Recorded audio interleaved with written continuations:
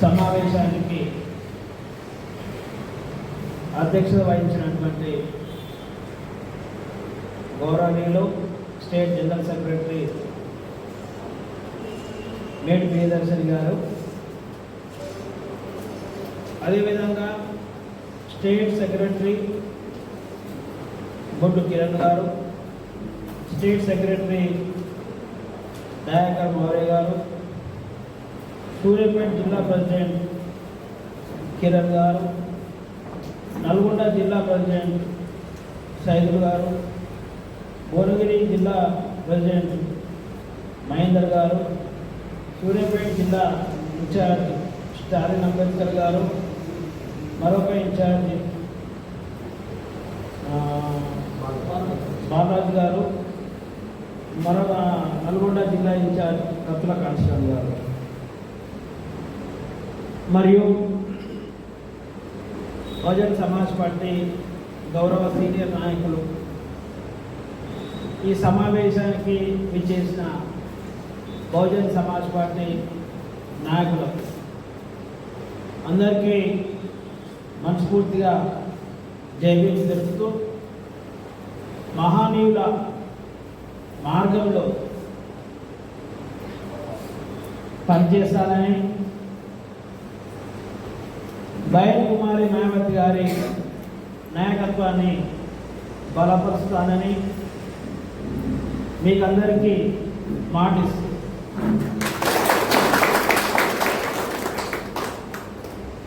మాటలతో పాటు కార్యాచరణను కూడా నేను కొనసాగించి మీతో కూడా కొనసాగిస్తానని మీ అందరికీ తెలియజేస్తూ, మరి స్టేట్ కోఆర్డినేటర్గా ఇచ్చిన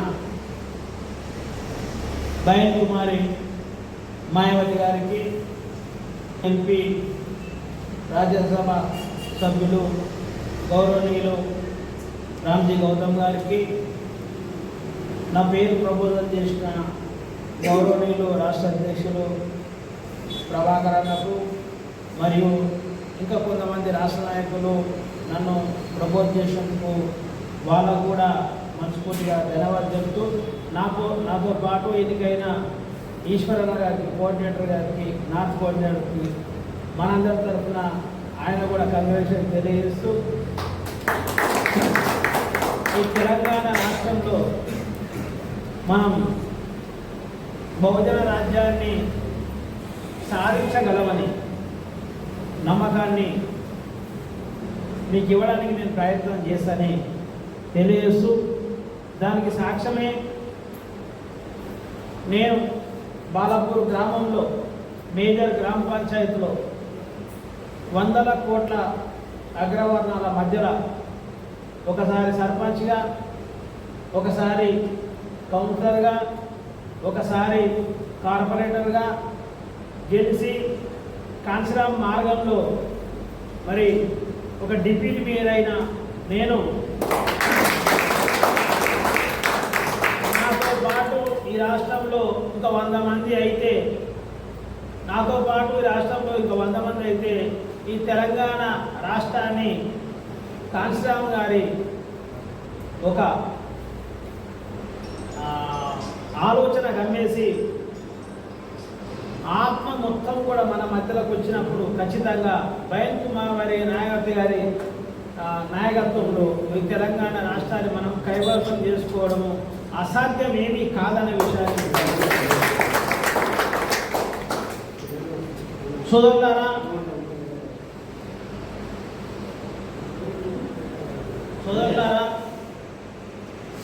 మనం జనకళ్యాణ దివాస్ మనం ప్రతి సంవత్సరానికి ఒకసారి గౌరవ మన నాయకురాలు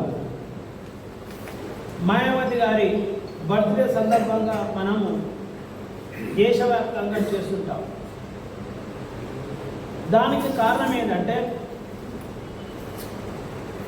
ఇతర పార్టీలు ఈ దేశాన్ని నడిపిస్తున్న కార్పొరేట్ వ్యక్తుల నుండి, శక్తుల నుండి వాళ్ళు విరాళాలుగా తీసుకొని వాళ్ళ రాజకీయ పార్టీలను కొనసాగిస్తున్న విషయం మీరందరూ తెలుసుకోవాల్సిన అవసరం ఉంది. దానివల్ల ఈ దేశంలో మనపై, మన అమ్మాయిలపై అత్యాచారాలు జరిగిన, మన పేదరికాన్ని నిర్మూలించకుండా మనం మోసం చేస్తున్న ఆ పార్టీలు ఇప్పటి వరకు మనపై జరిగిన దాడులకు ఒక్కనాడు కూడా స్పందించకుండా, న్యాయం చేయకుండా, స్వతంత్రం వచ్చిన 75 సంవత్సరాల నుండి నిరంతరం మనపై దాడులు జరుగుతుంటే వాళ్ళ అధికారంలో మనకు న్యాయం జరగకపోవడానికి కారణం ఏంటంటే కార్పొరేట్ శక్తులు, అంటే ఆ మనువాద వర్గాల నుంచి ఎదిగిన కార్పొరేట్ శక్తులు, కార్పొరేట్ వ్యక్తులు వాళ్ళు ఫండ్ తీసుకోవడం వల్ల ఆ వ్యక్తులే ఈ దేశంలో మన వర్గాలపై, మన అమ్మాయిలపై అత్యాచారాలు, దాడులు చేస్తే వాళ్ళు కాపాడలేకపోవడం వల్ల మన నాయకులు ఆదర్శంగా తీసుకున్న పూలే గారిని తీసుకొని, మీరు బాబాసాహెబ్ అంబేద్కర్ గారిని తీసుకొని, మాన్యవర్ కాంశీరామ్ గారిని తీసుకొని, వాళ్ళ ముగ్గురు కూడా ఆ వర్గాల నుంచి డబ్బులు తీసుకోకుండా కేవలం మన వర్గాల నుంచే డబ్బులు తీసుకొని మన వర్గాన్ని బలం చేయడం వల్ల మాత్రమే ఈరోజు మనం ఈ దేశంలో ఏమైనా అభివృద్ధి చెందినము అంటే అది కేవలం మన వర్గాల నుంచి డబ్బులు తీసుకోవడం వల్లే ఎదిగినము. మనకు న్యాయం చేయగలిగిర్రు మనువాదులు కూడా, మనువాదులు కూడా వీళ్ళందరూ, అంటే మన మహానీయులు న్యాయం చేస్తే, మనకు లాభం చేస్తే మనువాదులు ఆపలేకపోవడానికి గల కారణం ఏంటంటే మహానీయులు మన డబ్బుతోని మన కోసం పనిచేయడమే. ఆ మహానీయుల మార్గాన్ని మన నాయకురాలు బహన్ కుమారి మాయావతి గారు ఎంచుకొని, ఒకవేళ కార్పొరేట్ శక్తుల నుంచి కనుక నేను డబ్బులు తీసుకుంటే నా ప్రజలకు, నేను ఏ జాతిలో పుట్టినో ఆ జాతి ప్రజలకు, ఆ వర్గాలకు, అలాంటి వర్గాలకు అందరికీ కూడా నేను వాళ్ళ తరఫున నేను మాట్లాడలేనని మహానీయుల మార్గాన్ని అనుసరిస్తూ మన డబ్బులతో ఈ దేశంలో పార్టీ జరిపి మనకు అన్యాయం జరిగితే న్యాయం చేయడానికి మాత్రమే ఈ పద్ధతి కొనసాగిస్తున్న విషయాన్ని మీ దృష్టికి నేను తీసుకొస్తా ఉన్నాను. కాబట్టి ఇది మన బాధ్యత, ఇది మనందరి బాధ్యత, దేశంలో మన వర్గాలందరి బాధ్యత. ఒకవేళ బీఎస్పీ పార్టీ అనగా డబ్బులు తీసుకోగలిగితే ఎన్నో ఫ్యాక్టరీలు, ఎంతోమంది కార్పొరేట్ శక్తులు డబ్బులు ఇచ్చే అవకాశం ఉంది. టాటా బిర్లా నుంచి, ఆదాని, అంబానీ నుంచి, అనిల్ అంబానీ, వీళ్ళందరి నుంచి కూడా ఈ దేశంలో మనము అడిగితే డబ్బులు ఇచ్చే అవకాశం ఉన్నా మనం తీసుకోకుండా పేదలైన మన దగ్గరనే ఎందుకు తీసుకున్నామంటే మన కోసం పనిచేయాలంటే మనం మాత్రమే ఇవ్వాలి. మన డబ్బు మనం సంపాదించి మనం తింటేనే మనకు ఆత్మగౌరవం ఉన్నది అనే అంశాన్ని మరి మాయావతి గారు ఈ దేశం మొత్తంలో మనకు నేర్పిస్తుంది. కాబట్టి మనం గ్రామాన మనం ఈ కార్యక్రమాన్ని కొనసాగించాల్సిన బాధ్యత మనకు ఉందనే విషయాన్ని దృష్టి తీసుకొస్తుంది. సోదరులారా, ఇది అసాధ్యమైన పనే కాదు. మనల్ని జనకాల అనగానే ఆ ప్రాంతంలో ఏ నాయకుడైతే నివసిస్తున్నా ఆ ప్రాంతంలో ఒక లీడర్లను గమనిస్తారు, ఒక ఫ్యాక్టరీలను గమనిస్తారు, లేకపోతే ఇంకో బిజినెస్ మ్యాన్లను గమనించి జనకళ్యాణ డబ్బును మనము పోగు చేసి మనం ఇచ్చి మన పదవిని కాపాడుకోవడమే బాధ్యతగా మనం కొనసాగుతున్నాం. కాబట్టి ఈ పార్టీ బలపడతలేదనే విషయాన్ని నేను మీకు స్పష్టం చేస్తున్నాను. నేను మీ అందరికి ఒక ప్రశ్న, సూటి ప్రశ్న. ఇక్కడ 50 మంది ఉన్నారండి, ఇక్కడ 50 మంది ఉన్నారు. ఈ 50 మంది గ్రామాలలో, ఇక్కడ 50 మంది ఉన్నారు. 50 మంది గ్రామాలలో ఒక మనిషి తన గ్రామంలో 10,000 నుంచి 20,000 రూపాయలు పేద ప్రజల నుంచి మనం పుట్టిన బస్సులో తిరిగితే అయితే ఈరోజు మనం పుట్టిన బస్సుల, మనం నివసిస్తున్న బస్సులో తిరిగితే డబ్బులు అవుతాయి. ఫర్ ఎగ్జాంపుల్ ఇబ్రాంపట్నంలో ఒక గ్రామంలో ఒక తల్లి 20 రూపాయలు ఇచ్చింది, ఒక తల్లి 30 రూపాయలు ఇచ్చింది, ఒక తల్లి 20 రూపాయలు ఉంటే ఇంకా 10 ఆడుకొని 30 రూపాయలు ఇచ్చింది. అట్లా ఒకటే గ్రామంలో ఒకటే రోజు 2 గంటల సాయంత్రము 32,000 తయారయ్యాయి. కూలి వేసుకునే బస్సులో 32,000 తయారైనాయి. కారణం ఏంటంటే అక్కడ ఉన్న నాయకుడు కమిట్మెంట్గా పార్టీకి పనిచేయడం వల్ల వాళ్ళు ఇవ్వడం జరిగింది. మరి ఇప్పుడు ఇక్కడ 50 మంది ఉన్నారు. ఈ 50 మంది మీరు పుట్టిన గ్రామంలో, మీరు నివసిస్తున్న గ్రామంలో మీరు జల కళ్యాణం చేయగలిగితే ఒక్క మనిషి ఒక గ్రామంలో పేరు చేయగలిగితే 10 లక్షల రూపాయలు. అవునా? 10 లక్షల రూపాయలు ఇక్కడ ఉన్నోళ్ళు చేస్తేనే 10 లక్షలు అవుతుంది. మన నియోజకవర్గాలు ఎంత అండి? అవునా? అంటే మన టార్గెట్ 90% అయిపోయిందా? అయిపోయిన తర్వాత మీద పైన నాయకులు ఉన్నారు, స్టేట్ జనరల్ సెక్రటరీ గారు ఉన్నారు, స్టేట్ సెక్రటరీలు ఉన్నారు, జిల్లా ఇన్ఛార్జీలు ఉన్నారు, జిల్లా అధ్యక్షులు ఉన్నారు. అందరూ కలిసి 2 లక్షల రూపాయలు అదనంగా చేయగలుగుతారు. ఇది ఎప్పుడు సాధ్యమవుతుంది అంటే మనం మనసు పెట్టి పని చేసినప్పుడు మాత్రమే సాధ్యం. మనం చేయాలనుకుంటే మాత్రమే సాధ్యమవుతుంది. ఎందుకు సాధ్యం కాదండి? ఈ అన్న గ్రామం, నరసింహన్న గ్రామంలో పోతే అన్న 50 ఇళ్ళు తిరిగితే 10,000 జమ కావా? ఆ అన్న వయసు రీత్యా, ఆయన కొన్ని ఇబ్బందులు రీత్యా ఆయన ఒక్కసారి కాదు, 2 సార్లు కాదు, 4 సార్లు టైం తీసుకొని మనం పోవాలి, తిప్పాలి. అర్థమవుతుంది.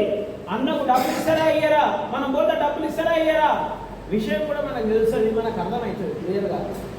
కాబట్టి నేను మీ అందరికీ రిక్వెస్ట్ చేసేది అంటే ఈరోజు అటెండ్ అయిన వాళ్ళని మాత్రమే నేను రిక్వెస్ట్ చేస్తున్నా. మేము ఈ గ్రామంలో జన కళ్యాణ దివస్ మీరు పుట్టిన గ్రామంలో చేయండి, మీరు నివసిస్తున్న గ్రామంలో చేయండి. 12 లక్షలు కాదండి, నాకు తెలిసి 25 లక్షల రూపాయలు. మిగతా 13 లక్షలు మీ జిల్లా డెవలప్మెంట్ పెట్టుకోండి. రాష్ట్ర నాయకత్వంతో మేము మాట్లాడతాం. ఈరోజు మీటింగ్ కోసం నువ్వు డబ్బులు ఇవ్వాలా, భోజనానికి నువ్వు డబ్బులు ఇవ్వాలని మాట్లాడాలంటే పార్టీలో బడ్జెట్ ఉంటుంది.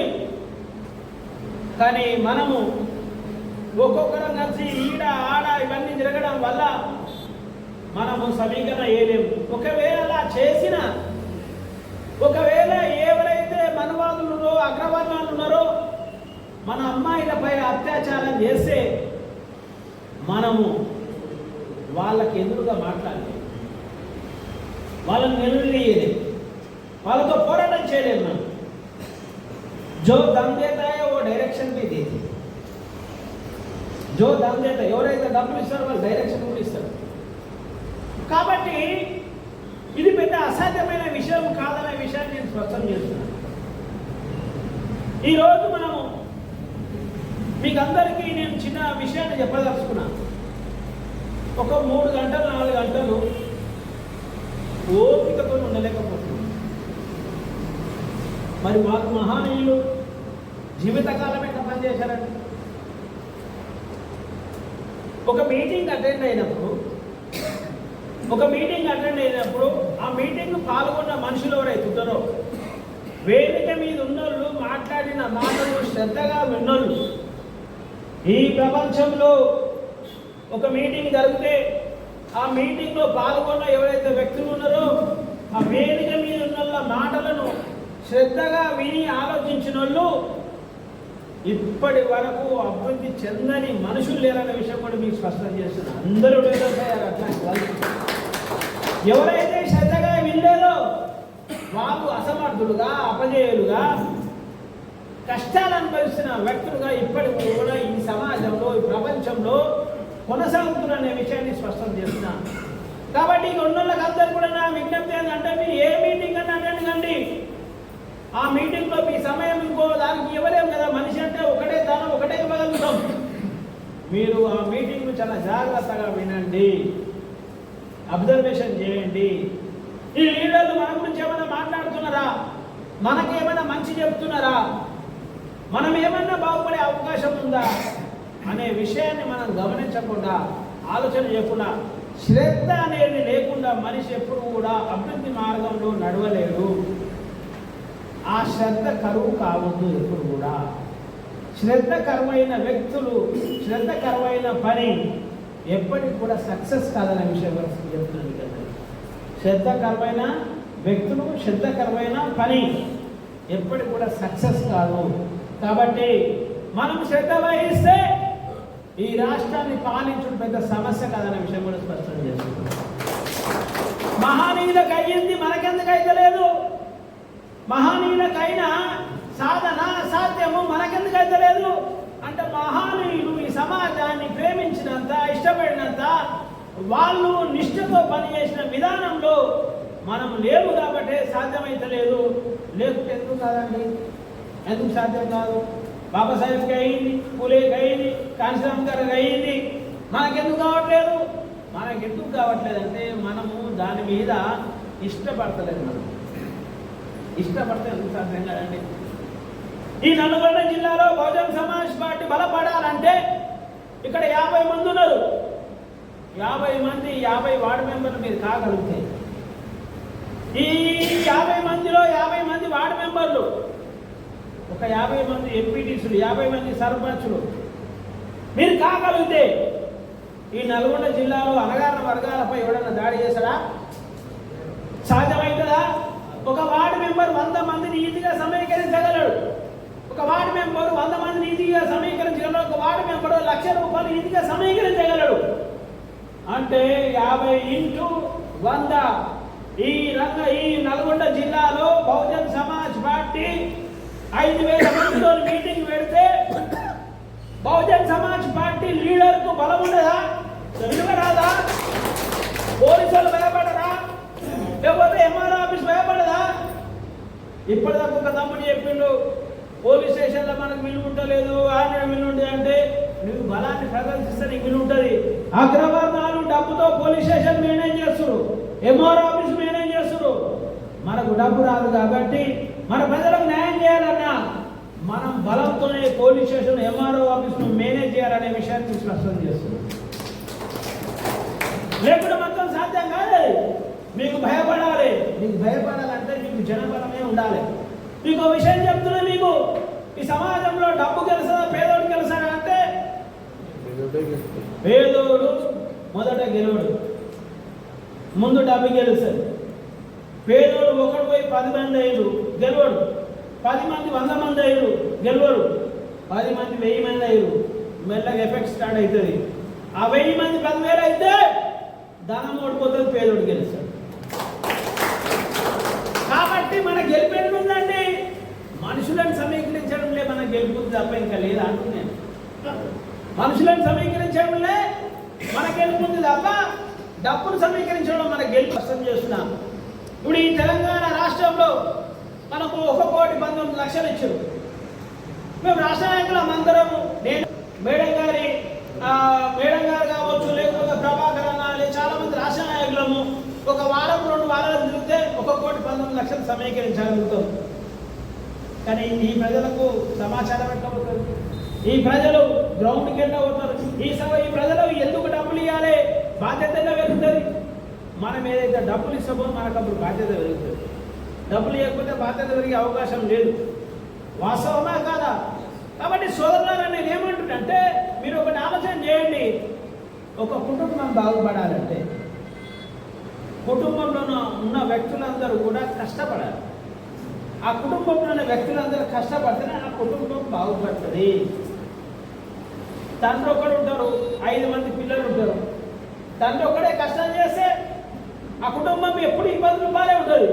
కానీ 5 మంది కూడా కష్టం చేసి తండ్రికి సహకరిస్తే ఆ కుటుంబం బలమవుతుంది. ఆ కుటుంబం ఏమవుతుంది? బలమవుతుంది.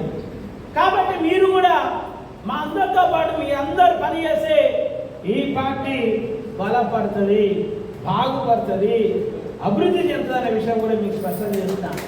కానీ మీరు బలపడకుండా, బాగుపడకుండా, పని చేయకుండా ఈ పార్టీ బలపడతలేదంటే ఎవరు పడతారు? ఆ కుటుంబాన్ని ఎవరు డెవలప్ చేయాలండి? ఆ కుటుంబమే చేయాలి కదా. ఆ కుటుంబమే చేయాలి, వేరే ఎవరు చేయలేరు కదా. కాబట్టి ఈ సమాజంలో మరి మన పార్టీ బలపడాలంటే కూడా మీ అందరూ కలిసి పనిచేస్తేనే, మీరందరూ బలమైతేనే అది సాధ్యమవుతుంది తప్ప లేకుండా కాదన్న విషయం కూడా నేను మీకు స్పష్టం చేస్తున్నా. కాబట్టి సోదరులారా, మీరందరూ కూడా సమాజం నుంచే మీరందరూ కూడా ఎగ్జాంపుల్ తీసుకోవాలి. చాలామంది మహానీయులు పేరు చెప్పంగానే వాళ్ళు చేసిన పని చెప్పంగానే చప్పట్లు కొడతారు. అది ఆల్రెడీ జరిగిన మాట. మహానీయులు పేరు చెప్పగానే వాళ్ళు మనకు చేసిన పనులు చెప్పగానే మనమందరం చప్పట్లు కొడుతుంటాం. అది ఆల్రెడీ చేసిన మార్పు, చేసిన పని. మీ పేర్లు చెప్తే చప్పట్లు కొట్టాలి, అది ఇప్పుడు జరుగుతున్న మాట. కాబట్టి మీ పేర్ల వల్ల చప్పట్లు వస్తే మాత్రమే మార్పు స్టార్ట్ అయినట్టు. కాబట్టి మహానీయుల పేర్ల మీద చప్పట్లతో పాటు ఈ నాయకులు చేసిన పనుల వల్ల కూడా చప్పట్లు వస్తేనే అది మార్పు స్టార్ట్ అయినట్టు, రాజ్యాధికార కార్యాచరణ ప్రారంభమైనట్టు. దాని మీద మీరు దృష్టి పెట్టాలని నేను కోరుకుంటున్నాను. అదేవిధంగా మీరు చాలామంది అనుకుంటారు ఇది ఈ పార్టీ ఎప్పుడు డెవలప్ అవుతుంది అని. ఎందుకు కాదండి, మన బస్సులో చూసినాం, మన చుట్టాలలో చూసినాం, మన గ్రామాలలో చూసినాం, మన కాన్షియన్స్లో చూసినాం. చిన్నప్పుడే తల్లిదండ్రులు చనిపోతే పిల్లలు డెవలప్ అయిన వాళ్ళు మనకు లేరా? చూడలేదా అండి? మనం చూసారా చూడలేదా? చిన్నప్పుడే ఇద్దరు తల్లి చనిపోయిన యాక్సిడెంట్ కావచ్చు, ఇంకే కారణాలు ఇంకేదో చనిపోతే అప్పటి నుంచి తెలిసిన కొడుకు బిడ్డలను చూడలేదా? మనం చూసినాం కదా, అవునా కాదా? అంటే వాళ్ళకేముంది, మా తల్లి చనిపోయారు కాబట్టి ఈ కష్టాలను నేనే ఎదుర్కోవాలి, నేను ఎదుర్కొని మాత్రమే నిలబడాలి, నాకెవరు లేరు అనే వాళ్ళు డెవలప్ అయిన చరిత్ర మనం చూసినాం కదా. చూసారా లేదా మీరు అందరూ? మరి ఒక నాయకుడు పోతే ఎందుకు భయపడుతున్నాడు? కన్న తల్లిదండ్రులు పోతే ఈ సమాజంలో ఎదిగారు, ఒక నాయకుడు పోతే ఎందుకు భయపడుతున్నాడు? ఆయన నిర్ణయం కింద ఆయన వెళ్ళాడు, ఆయన గురించి మనకి ఎందుకంటే చర్చ. మనము తల్లిదండ్రులు లేరని కాదు, ఆల్రెడీ మనకు మహానాయకురాలు మాయావతి గారు ఉన్నాక కూడా మనకు భయపడుతున్నామంటే మనకు అభివృద్ధి చేయాలనే కోరిక, బలం చేయాలనే కోరిక, బాగుపడాలనే కోరిక, అధికారం సాధించాలనే కోరిక లేదనే విషయం కూడా నేను స్పష్టం చేస్తున్నాను. కాబట్టి సోదరులారా, మీరందరూ ఒకటే నేను చెప్పేది ఏంటంటే, మన కుటుంబాన్ని ప్రేమించినట్టు మనము మన సమాజాన్ని ప్రేమించాలి. ప్రేమించకపోవడం వల్లనే ఈరోజు మనము డెవలప్ అవుతలేదు. కుటుంబాన్ని మనము ఎంత ఇష్టంగా ప్రేమిస్తామండి. ఒక కుటుంబము, ఒక తల్లి తండ్రి ఇష్టపడితే వాళ్ళు ఎంత కష్టమైనా వాళ్ళిద్దరు పిల్లల్ని చాలా కష్టంగా వాళ్ళందరూ కూడా సంతోషంగా ఉంచే ప్రయత్నం చేస్తారు. అవునా? ఎందుకు? ఆ కుటుంబాన్ని ఇష్టపడతారు, ఆ పిల్లలు ఇష్టపడతారు. అవునా కాదా? ఇబ్బంది పడే పరిస్థితి లేదు. కానీ ఎవరైతే కూలి పని చేసినా చూడండి మీరు, ఒక తండ్రి తల్లి కూలి పని చేసినా ఆ పిల్లల్ని ఇష్టపడేటోళ్ళు వాళ్ళను బ్రహ్మాండంగా చదివించి డెవలప్ చేసిన చరిత్ర కూడా మనం చూసినాం. కానీ ఉద్యోగస్తులు, డబ్బున్నోళ్ళు చెడు అలవాట్లు ఉండి, తాగుడు, ఇతర అలవాట్లు ఉండి పిల్లల్ని ఇబ్బంది పెట్టి పిల్లలు డెవలప్ చేయడంలో కూడా, చదివిపోయిన కూడా మనం చూసినాం. అంటే కారణం ఏంటంటే రెండు కారణాలు. ఒకటి, పిల్లల భవిష్యత్తు మీద ఇంట్రెస్ట్ లేకపోవడం, చెడు అలవాట్లు ఉండడం. ఇక్కడ కూడా మన సమాజం మీద మనకు ఇంట్రెస్ట్ లేకపోతే, మన సమాజం మీద ప్రేమ లేకపోతే మనం నిర్మించలేదనే విషయాన్ని కూడా మీకు స్పష్టం చేస్తున్నాను. మహానీయులకు మనం ఎవరైనా దండలేస్తున్నాం. ఎందుకు వేస్తున్నాం? వాళ్ళు సక్సెస్ అయిన విజయులు అని. విజయులకు దండలేసుకుంటా అపజయులుగా కొనసాగడం ఎంతవరకు సమంజసమా? విజయులకు దండలేసుకుంటూ అపజయులుగా కొనసాగడం ఎంతవరకు సమంజసమా? చాలామంది ఏమంటారంటే మాకెవరుండండి అంటారు. జ్యోతిరావు పూలేకి ఎవరుండండి అంట, బాబాసాహెబ్ అంబేద్కర్కి ఎవరుండండి అంట, మాకెవరి కాంచీరామ్ గారికి ఎవరుండండి అంట, ఇప్పుడు భయం కుమారి మాయావతి గారికి ఎవరుండండి అంట. ఎవరు లేరు కదా. వాళ్ళకు మన మీద, మన సమాజం మీద ప్రేమ ఉంది. ఆ ప్రేమనే అండ.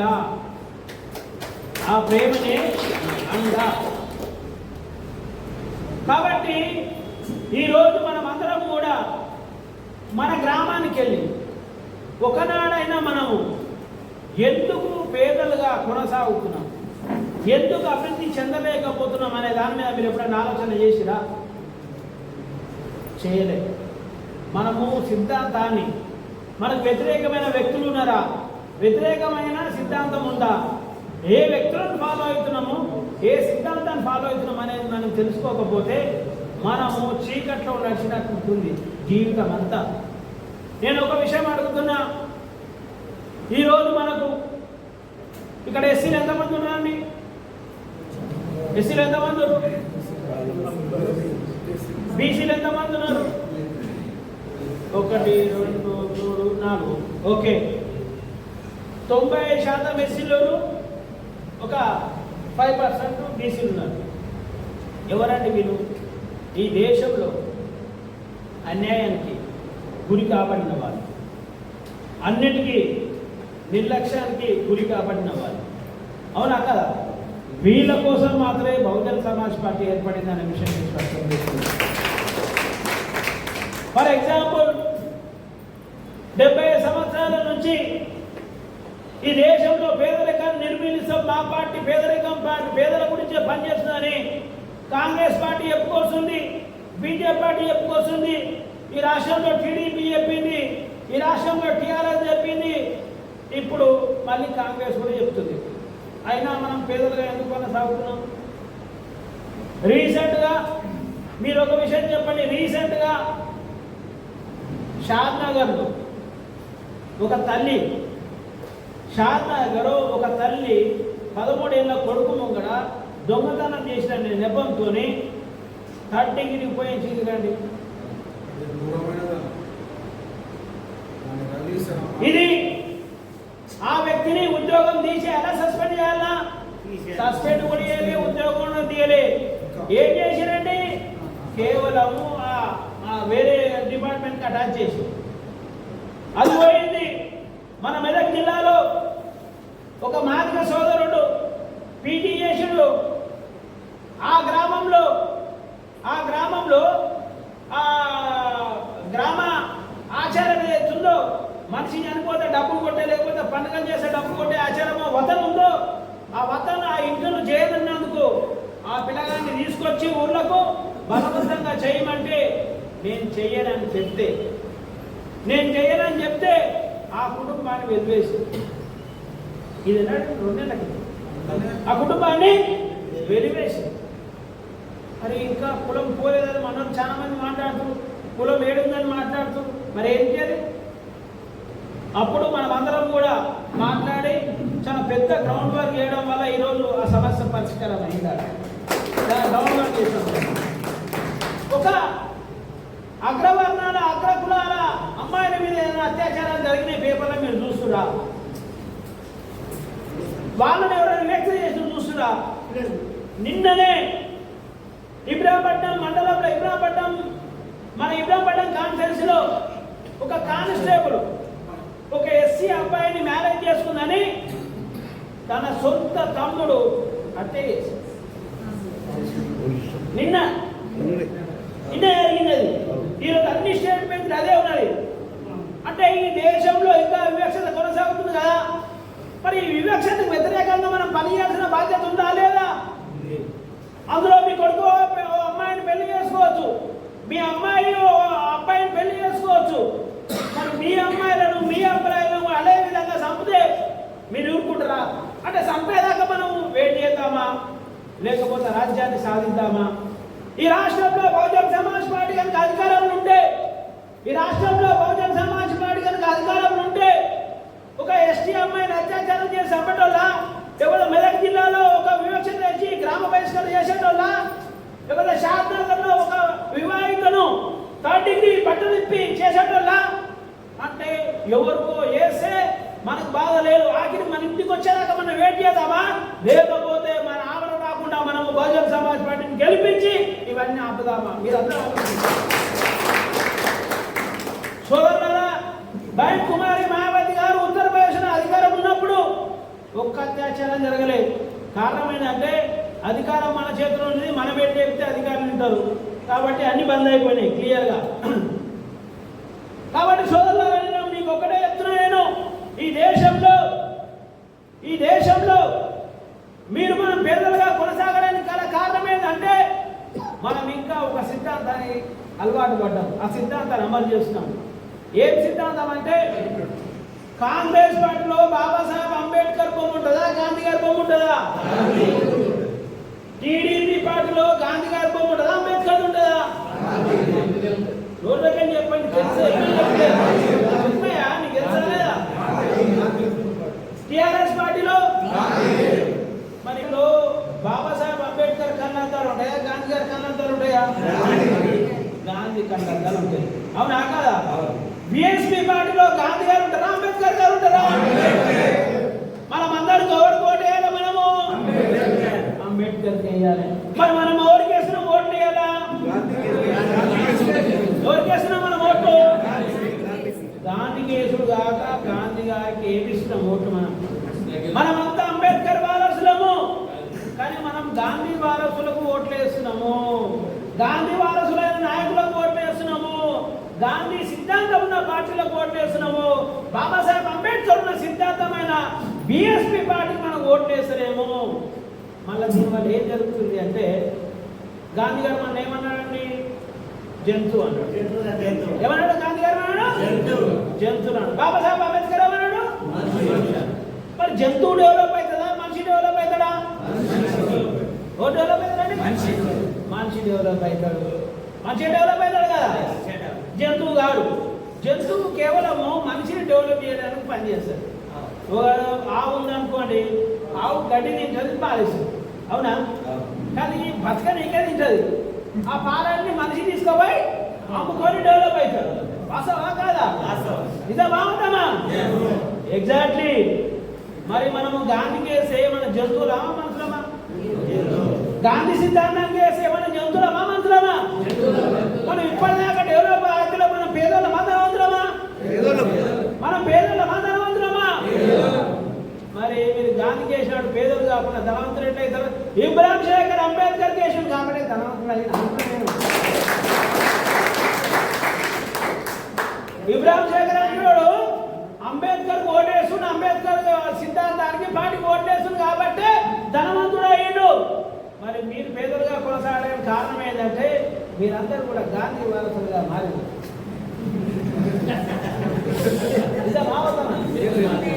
అరే మన అమ్మాయిని అత్యాచారం చేస్తే బాబాసాహెబ్ అంబేద్కర్ కొట్టాడా, గాంధీ కొట్లాడతాడా? అంబేద్కర్. మీరు అందరూ కొట్లాడుతారంటే మీరు గాంధీ వారసులా, అంబేద్కర్ వారసులా? అంబేద్కర్ వారసులు అయితే అత్యాచారం చేస్తే మరి ఈ దేశంలో 85% అంబేద్కర్ వల్ల ఓడొచ్చి అంబేద్కర్కే ఓటేస్తే ఈ దేశంలో మాయావతి గారు ప్రైమ్ మినిస్టర్ కాకుండా రాహుల్ గాంధీ, సోనియా గాంధీ, లేకపోతే మోడీ, వీళ్ళందరూ ఎందుకు అవుతారండి? మనం అందరము గాంధీ వారసులకు ఓటేసినాం. కారణం ఏంటంటే మనము ఎవరి పిల్లలమో మనం తెలుసుకోకుండా ఉన్నాము. ఎవరి పిల్లలమో మనం తెలుసుకోకున్నాము. ఈ దేశంలో మనం ఎవరికి మనం జన్మించినమో, ఎవరి వల్ల మనం బాగుపడ్డామో, ఎవరికి పని చేయాలో తెలుసుకోకుండా బతుకుతున్నాము. కాబట్టి మనము కేవలము ఒక మనిషి చేసే గడ్డి తిని ఆ మనుషులను బాగు చేస్తున్నాం తప్ప మనం మనుషులుగా మాట్లాడు. మీరు బిఎస్పీ పార్టీకి ఓట్లేసి ఈ సమాజంలో ఓట్లు వేయగలిగితే మనుషులుగా మారి ఈ రాష్ట్రానికి ముఖ్యమంత్రులుగా, మంత్రులుగా, ఎమ్మెల్యేలుగా, సర్పంచులుగా, ఎంపీటీలుగా మనం మారే అవకాశం ఉందనే విషయాన్ని స్పష్టం చేస్తున్నాం. ఇది నిజమా అబద్ధమా? కాబట్టి సోదరులారా, ఇవన్నీ మీరేమంటారు? మేము గడ్డి తింటున్నాము, మేము గడ్డి కోసం బతున్నామంటారు. ఆ గడ్డి విలువ కూడా ఎంత? మనకు 5 సంవత్సరాలకు ఒకసారి మన దగ్గరకు వస్తారు. అది కూడా బాబాసాహెబ్ అంబేద్కర్ వల్ల గడ్డి పెడుతున్నాం, లేకుండా అది కూడా పెట్టుకున్నారు. బాబాసాహెబ్ అంబేద్కర్ ఈ దేశంలో మనకు ఓటు ఇచ్చింది కాబట్టి 5 సంవత్సరాలకు ఒకసారి గడ్డి తింటున్నాం మనం, లేకుండా గడ్డి కూడా దొరికేది కాదు. ఇప్పుడు దొరుకుతుంది ఆ గడ్డి మనకు, ఇప్పుడు దొరకదు మనకు. ఎలక్షన్ అప్పుడు మాత్రమే గడ్డి దొరుకుతుంది. అవునా కాదా? ఎలక్షన్ అప్పుడే గడ్డి దొరుకుతుంది. మిగతా సమయంలో మనము ఆ చిలకలలో పోయి ఆ గడ్డి తిని బతుకుతున్నాం. నిజమా కాదా? మరి ఆ గడ్డి కూడా బాబాసాహెబ్ అంబేద్కర్ ఇచ్చింది కదా. మరి మనము ఆ గడ్డి తినకుండా ఎంత 500 1000 రూపాయలు ఇస్తారు. ఎంత ఇస్తారండి మనకు? 5 సంవత్సరాలు. ఒకవేళ 5 సంవత్సరాలకి ఇచ్చిన అనుకోని సంవత్సరానికి 100 రూపాయలు అవుతాయి, నెలకు 30 రూపాయలు అవుతాయి, రోజు చాలా అవుతాయి. ఒకవేళ 1000 రూపాయలు ఇస్తే ఆటలు అవుతుంది, 1500 ఇస్తే భారం అవుతుంది, 2000 ఇస్తే 1 రూపాయి అవుతుంది. మీరు తీసుకుపోయి ఇలా మీ కొడుకో బిడ్డకో రూపాయి ఇస్తే తప్పని మొక్క మీద కొడతాడు. వీడు నా కన్న తల్లి అన్నైనా నాకు రూపాయి ఇస్తాడా వీడు నా తండ్రే కాదు నా తల్లే కాదు అని నన్ను తెచ్చే పరిస్థితి ఉంది. నిజమా అబద్ధమా? మరి మనం ఎంత హీనమైన బతుకులు ఒకసారి ఆలోచన చేయండి.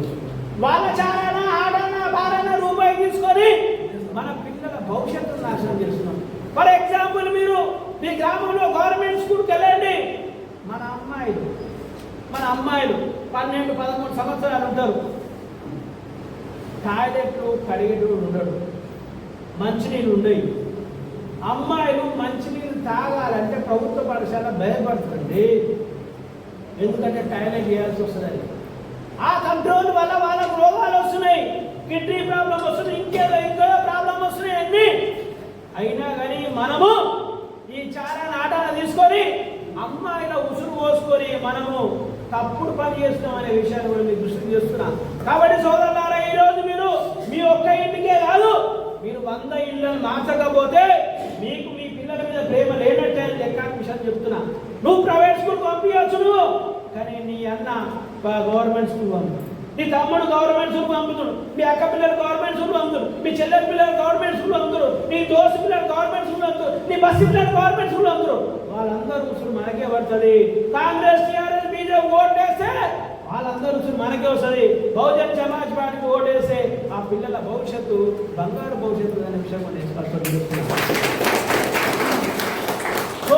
మనం బాబాసాహెబ్ అంబేద్కర్ గా మనం వారసులుగా మారాలి. మనం సైనికులు కావాల్సిన అవసరం ఉంది. మేము 100 మందిమే ఈ నల్గొండ రాజ్యాన్ని సాధించగలుగుతామా అంటే 100% సాధించగలుగుతాం. ఈ దేశ జనాభా 140 కోట్లు. ఈ దేశ జనాభా 140 కోట్లు. ఈ దేశాన్ని రక్షించేది 10 లక్షల మంది సైనికులే. ఈ దేశ జనాభా 10 లక్షల, ఈ దేశ జనాభా 140 కోట్లు, కానీ ఈ దేశాన్ని రక్షించేది 10 లక్షల సైన్యమే. అవునా కాదా? మన గ్రామంలో స్కూల్ ఉంటుంది, 500 మంది పిల్లలు ఉంటారు, 20 మంది టీచర్లు ఉంటారు. అవునా? వాళ్ళందరినీ తయారు చేసేది ఎవరో 20 మంది. కాబట్టి నల్గొండలో ఈ మొత్తంలో ఈ 50 మంది ఈ రెడ్డిల రాజ్యాన్ని కూల్చివేయగల రీతిలో నల్గొండ జిల్లాలో, ఉమ్మడి జిల్లాలో పెద్ద మంది చేసుండే 1952 మరి మీరు మీకు ఐడియా ఉందా లేదో? అక్షరం ఉన్నా లేకున్నా, అక్షరం లేదా, అక్షరం ఉన్నా లేకున్నా లక్ష్యం ఉంటే,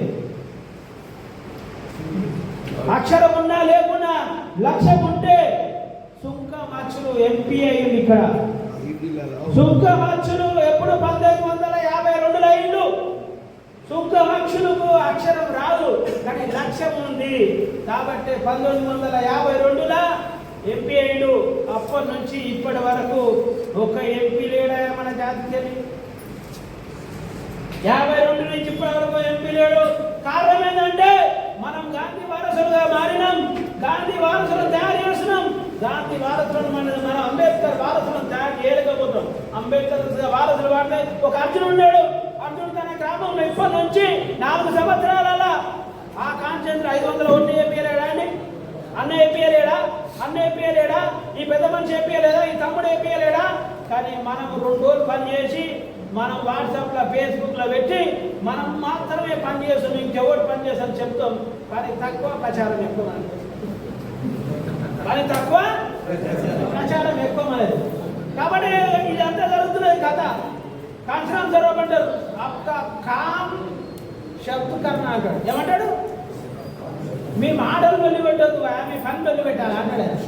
కాకపోతే మన మాటలే వెళ్ళిపెట్టి పని తుస్సు తుస్సు తుస్సు పడే. ఆ పటాకు వేరే అవన్నీ పేరు 5,000 ఓట్లు, 10,000 ఓట్లు, 20,000 ఓట్లు, 30,000 ఓట్లు వస్తే మొత్తం ఈ అగ్రకులాల గుండెల్లో చుదిరిబాంగలు పడ్డాడు అయితే మొత్తం. నిజమా కాదా? కాబట్టి నేనేమంటున్నా, ఈ రోజు నుంచి మీ అందరినీ సైనికులు తయారు చేసే బాధ్యత నాది.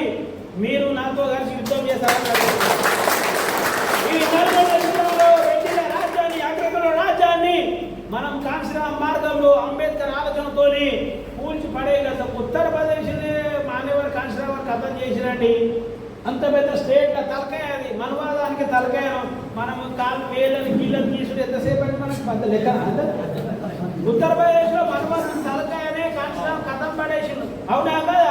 ఇది తెలంగాణలో ఇదంతా లెక్క కాలు వేలను అంటే మనకి ఇష్టం లేక భయపడి మనం కాలం తీయనిక ప్రయత్నం చేస్తలేము, మొక్కనిక ప్రయత్నం మన కాళ్ళను తీసేయడానికి ప్రయత్నం చేస్తలే, మనం మొక్కనిక ప్రయత్నం చేస్తాం. కాబట్టి వాళ్ళ కన్నులు మొదలు పెడుతున్నాడు. ఒకవేళ తీసు మొదలు పెడితే వాళ్ళు మనకు మొక్కులు మొదలు పెడతారు. అవునా? ఇది కేవలం ఓటుతో మాత్రమే సాధ్యమైతే ఇంకా దేనితో సాధ్యం కాదనే విషయం కూడా మీకు స్పష్టం చేస్తున్నాను. కాబట్టి సోదరులారా, మీరు చిన్న చిన్న అభిప్రాయాలను పక్కకు పెట్టండి, చిన్న చిన్న అభిప్రాయాలను పక్కకు పెట్టండి. సోదర భావాన్ని పెంచుకోండి. మీరు అందరికీ మన ఆస్తం అనుకుంటున్నా, పైసలు అనుకుంటాం, ఏం లేదండి. ఇప్పుడు పెద్ద మనుషులు నాకు తెలిసి అన్ని ఎప్పుడు తింటే ఉంటాడు. ఒళ్ళు పడితే తింటాను, ఎంతసేపు తింటాడు అన్న, అరగంట తిండి పని చేశాను కదా, అరగంట తింటాడా, మన అన్నని ఇచ్చిన అనుకోవాలి. ఈ కూరగాయలు తింటేవాడు మద్దతు చేస్తే మంచిది అనుకుంటాడు కదా. అవునా కాదా? నిజమా కాదా? ఎంత జరుగుతారు ఈ పార్టీ మీద ప్రేమ లేకపోతే ఒకసారి అంటారు వాళ్ళు 10 నిమిషాలు 20 నిమిషాలు మాట్లాడిస్తే సంతోషపడి మా పిల్లలు చేస్తూ చెయ్యి అందరు. ఒకవేళ మనం ఛాన్స్ ఇవ్వలేదనుకో, వీడు వచ్చిందా వీడు పెద్ద నేను ఎప్పుడు నా కథ ఏంది, నా పార్టీ ఏంది, నేను ఎన్ని సంవత్సరాలు వచ్చినా వీడు కొత్తగా వచ్చి 40 జిల్లా నాకు ఒక కథ చెప్తున్నా. దానికంటే 20 నిమిషాలు ఇచ్చేసా పంచాయతీ కథమే కదా. ఆ పటాకులు మన మీద వెళ్ళాయి, వాళ్ళ మీద వెళ్తాయి, లేకపోతే మనకు వెళ్తాయి డ్యాన్స్ అంతా. నిజమా కదా? కాబట్టి ఇప్పుడు ఈ పటాకులు వాళ్ళ మీద వెళ్ళాలని మనస్ఫూర్తిగా ఈ సభ నుండి కోరుతున్నాను. మా తమ్ములో మీరు గ్రామాల్లో పిలిపించి మీరు జనకల్యాణం చేయండి, అడ్వైస్ చేయండి. ఎట్లా చేయాలన్నప్పుడు పని చేయడానికి 100% మేమందరం పనిచేస్తామనే విషయాన్ని స్పష్టం చేస్తూ మాన్యవర కాంశరావు గారిని ఒకసారి ఆలోచన చేయండి. ఈ సమాజంలో డబ్బు అనేది లెక్కనే లేదండి. మీరు ఒకసారి ఆలోచన చేయండి. మానవర కాంశరావు గెలిచిందంటే మేము చూసిన అమయాది అంటారు మీరు అందరూ. మన ముంగడ ఒక ఆయన గెలిచిండు, కేసీఆర్ గెలిచిండు. అవునా? తెలంగాణ తెలంగాణ తెలంగాణ అన్నాడు. ముసలోళ్ళు కూడా గుర్తిరండి కారు గుర్తుకు. అవునా? ఎందుకు గుర్తిరు? ఆయన ఏమన్నాడు? ఉమ్మడి ఆంధ్రప్రదేశ్లో తెలంగాణలో ఆంధ్రను మోసం చేసి అన్నాడు. నీళ్ళు పోయినాయి అంటే ఆంధ్రను మోసం చేసి అన్నాడు. భూమి పోయిందంటే ఆంధ్రను మోసం చేసి అన్నాడు. రాజధాని పోయినా ఆంధ్రను మోసం చేసి అన్నాడు. కాంగ్రెస్ పార్టీ ఆంధ్ర అన్నాడు, టీడీపీ పార్టీ ఆంధ్ర అన్నాడు. కాబట్టి టీఆర్ఎస్ తెలంగాణ పార్టీ గుర్తులు అంటే మనకు పైసలు తీసుకోకుండా ఆటలకు పాటలకు గుర్తుడే ఆఖరి మనకు సీఎం అయిపోయింది. అవునా కదా? మరి కాంగ్రెస్ పార్టీ అగ్రవర్ణాల పార్టీ కాదా? టీఆర్ఎస్ పార్టీ అగ్రవర్ణాల పార్టీ కాదా? బీజేపీ పార్టీ అగ్రవర్ణాల పార్టీ కాదా? అవునా కదా? మరి ఇవన్నీ మనం మోసం చేస్తున్న పార్టీ కాదా? అంటే కేసీఆర్ చెప్తేనేంటరా అంతా? మీ బిడ్డగా మేము చెప్తే వినరా? బహుజన సమాజ్ పార్టీ చెప్తే వినరా? ఎస్సీ ఎస్టీ బీసీ చెప్తున్నారా? ఒక అక్కడ కులాలు చెప్తారేంటరా? ఇంకా ఈ బానిసత్వ వెళ్లినారు. ఇప్పుడు వాళ్ళ మాటలు బంద్ చేసి మనలో చెప్పిన మాటలు ఇప్పుడు మొదలు పెట్టండి. ఓటు మొదలు పెట్టండి. కాంగ్రెస్ ఓటు బంద్ చేయండి, టీడీపీ ఓటు టీఆర్ఎస్ బంద్ చేయండి, బీఎస్పీ ఓటు గుద్దండి. బహుజన బిడ్డ ముఖ్యమంత్రి రాష్ట్రానికి అయినాడు. ఎందుకు కాదండి? ఇప్పుడు మన తమ్ముడు చెప్పినట్టు అన్నా ఇది జన సమీకరణ మీటింగ్ మేము అనుకోలేదు కాబట్టి మేము తక్కువ మంది వచ్చిన అంటున్నాం. నేను దాని మాట దృష్టిలో పెట్టుకున్నా. నీకు జన సమీకరణ మీటింగ్ ఇచ్చే బాధ్యత నాదే. మళ్ళీ మాట్లాడిన వాళ్ళకి వెళ్తేనే ఏమైతే ఆ రోజు జన సమీకరణ మీటింగ్ కాదన్నావు, మరి జన సమీకరణ మీటింగ్ పెట్టిన పక్కన అలా పట్టుకొస్తే అంబేద్కర్ తయారు చేసే బాధ్యత మాది. నీకు అందరికి మద్దతు చేయించే బాధ్యత మాది. నేను నాయకుడిగా తయారు చేసే బాధ్యత మాది. ఇబ్రాహిం శేఖర్ ఎంత గట్టివాడో నిన్ను కూడా గట్టి చేసే బాధ్యత మాది. కానీ అలా పట్టుకొచ్చే బాధ్యత అవునా కదా? తప్పించుకునే అవకాశం లేదు. తప్పించుకునే అవకాశం మనం ఇచ్చే పంచాయతీ లేదు. కాబట్టి మనోళ్ళు ఏమంటారు అంటే నేను పెద్దలు మిమ్మల్ని దృష్టి పెట్టి అంటే నేను చాలా సీనియర్ నాడు. ఒక ఎగ్జామ్ రాస్తే 10వ తరగతి ఒకసారి రాయాలి, 2 సార్లు రాయాలి, 3 సార్లు రాయాలి. చచ్చిపోయినాక రాస్తాను. ఓ డిగ్రీ రాస్తే ఒకసారి రాయాలి, 2 సార్లు రాయాలి, 3 సార్లు రాయాలి. ఇప్పుడు జీవితంగా రాస్తాయి. వాడు పాస్ చేశారని అంటాడు, ఎవడు పాస్ చేయడా అక్కడ నువ్వు రాస్తావు. కాబట్టి మనం చదవక ఎగ్జామ్ రాయక మన చదువులేని తల్లిలు అందరూ నా కొడుకు పేరేందంటే టీచర్ ఉన్న కొడుకు ఏం భగవద్గీ వీడికి చదవనే రాదు, ఈమెకి చదువు రాదు. ఆఖరికి వీడి పేరు అయితే ఆ అమ్మ ఆ టీచర్ని తీసుకుంటే ఆ ముడపట్టు బయట చేసి బిడ్డ మగరాజు ఇంకోసారి ఇట్లా బిఎస్పీ పార్టీ లీడర్లు అందరూ కూడా మీరు ఈసారి లేకుండా ఇంకోసారి అంటే మీరు చచ్చిపోతారు మీరు నమ్మకాన్ని ఇచ్చే ఫంక్షన్ కాబట్టి ఒక్కొక్కరు మినిమం నేను ఒక మాట చెప్పిన తమ్ముడు ఒక మాట అన్నాడు కిరణ్ లేకుంటే మీరు ఉన్న అందరూ లోకం మీరు చూడొచ్చు మీరు ఒక రాష్ట్ర నాయకుడు 100 మందిని సమీకరణ చేయకపోతే ఎంతంటి రాష్ట్ర నాయకుడు ఒక జిల్లా అధ్యక్షుడు 100 మంది సమీకరణ మీరే చెప్పండి అవునా కదా ఇప్పుడు మనకు 15 ఒకరిని 10 మంది 100 మంది కేటర్ క్యాంప్ పెట్టండి ఆ రోజు మొత్తం మనం కూర్చుందాం నెక్స్ట్ మీటింగ్ నల్గొండల మినిమం 1000 మందితోనే మీటింగ్ ఒక వారం రోజులు ఉంటే నల్గొండలోనే 1000 మంది మీటింగ్ ఎలాగా చూద్దాం అవునాగా 1000 మంది మీటింగ్ అంటే అరే ప్రియదర్శన్ మేడం ఎవరు అరే కిరణ్ ఎవరు అరే ఈ దయాకర్ ఎవరు అరే ఈ సైజులో కొత్త అధ్యక్షుడు ఈయన ఎవరు ఈ కాంక్షరామ్ ఎవరు ఈ అంత పంచాయతీ ఈ కొడుకుని ఏం పంచాయతీ చేస్తున్నాను ఆయన మన పని కథ విన్నాడు ఆఖరికి అట్లా మెల్లమెల్ల వేసి వాళ్ళని కథ చేస్తేనే మన రాజ్యం వస్తుంది మన అమ్మాయిల మీద అత్యాచారాలు జరగవు మాటలు మాట్లాడకండి పని చేయండి మీకు ఇబ్రాహిం షేక్ గారు ఆలోచన మద్దతు అన్నీ ఉంటాయి ఎప్పుడు చేయాలి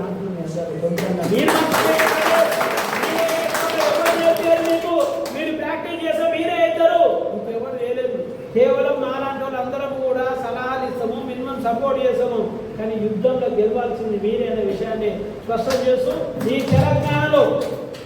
తెలంగాణలో మనం బహుజన సమాజ్ పార్టీని అధికారం తేవాల్సిన బాధ్యత మనందరికీ తెలియజేస్తూ మీదున్న నాయకుడు ఒకవేళ నా మాటల వల్ల మీరు ఏమైనా బాధపడతారు మీ మీద కోపంతోనో ఇంకేదుతోనో నేను మీకు బాధ్యత తెలియాలని మీరు బాగా పనిచేయాలని మీరు మంచి లీడర్లు కావాలని ఇక్కడ ఉన్న వాళ్ళు కానీ నేనేం మిమ్మల్ని కావాలని బాధపడ్డ విషయాన్ని తెలుస్తూ మీరందరూ కూడా బలమైన నాయకుడు కావాలని అడిగారనే విషయాన్ని స్పష్టం చేస్తూ మరి నల్గొండలో బహుజన రాజ్యం సాధించి ఇందులోకి వెళ్ళి నిజాయితీ పనులు బలమైన వ్యక్తులుగా మారకపోతే దుర్మార్గులు ఎంటర్ ఇక్కడ విషయాన్ని దృష్టికి తీసుకొస్తూ